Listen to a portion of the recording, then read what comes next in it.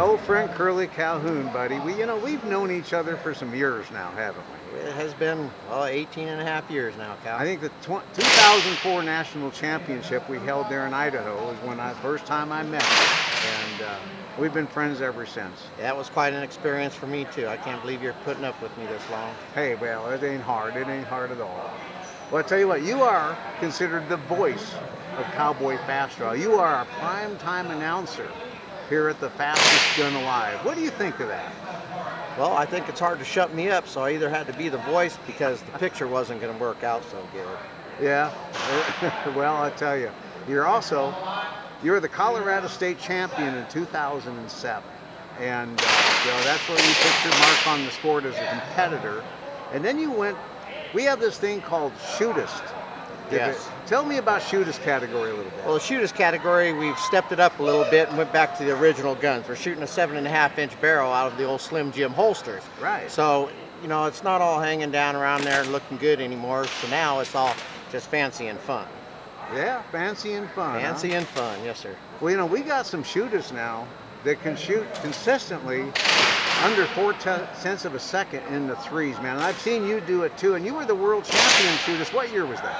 I believe that was like 2011. I think right in there it was, yeah. When we were in the rodeo arena here at Fallon, the outdoors. Yep, in the Dust Bowl, yes, sir. Yes, sir. Until it flooded on us and we had to move over to the park. In the Mud Bowl, yes. That's right. So, what do you think of Cowboy Fast Draw in general? Well, I think it's a great competitive sport because there's competition for each level. You can come in as a new shooter and stand right alongside a person that's been in for 8 or 10 years and still be competitive, so long as you don't get it in your head that you have to beat that person. You just have to beat the target. If you can beat the target, you're going to do great in this sport. You named it, man. We shoot a 17-inch target at 15 feet, which is the perfect balance between speed and accuracy, and it weeds them out. Fastest guy doesn't always win, do they? Not even close. Not even close. You still have to hit it to win it. You do, and I've said it many times. It takes a hot hand and a cool head ever to find your way to the winner's circle in this game. And that's why I'm still in the game. I got a little bit of both. You do, buddy. I do. And so, it's just you live up there in Idaho. We have several clubs up in there. Yes. And you have the Sawtooth Shooters. Sawtooth Shooter Society, yeah. Tell me about that club. Well, we're a real small club, and we really work hard on being all CFDA. We do a lot of training, and we have a lot of fun. We do a lot of gatherings together, and we love to compete together, but we also like to travel. We do a lot of traveling, throughout the country. We want to attend as many events as we can, and that's where our training all kicks in, so that everyone feels more comfortable when they go to a title match. You've been a hunting guide, too.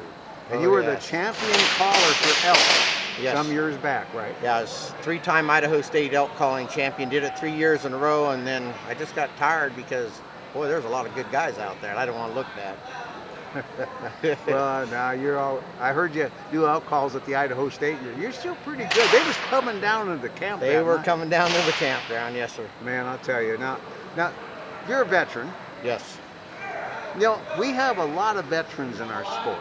What do you think about that? A lot of veterans and a lot of law enforcement, a lot of first responders, because we're used to larger crowds. We're used to things being in alignment, and so we always seem like we can fit in. And a lot of us are leaders, so it's easy for people to see somebody that's a leader and want to follow along until they get that good, and then we just let them step up. So it's always been a great mix of being able to get some people in there and have somebody that you can look up to. Right on. If there's anything you'd have to say to people thinking about Cowboy Fast Draw, what would you tell them? I tell them I wouldn't do it. This is a very addicting sport. If you want to have fun, you need to come down and get involved. Yeah. If you want to sit back and be a couch potato or something, you know what? This is not your sport. Because there are over 300 people sitting down here right now. Yeah. I know each and every one of them personally because I make it a point to do that. So if you want to have some fun, you want to meet some people from other walks of life and other parts of the country, CFDA all the way. This is where it all happens. We're one large family, and I'm glad to be part of it. Well, thank you, my friend. Appreciate talking to you. Love you too.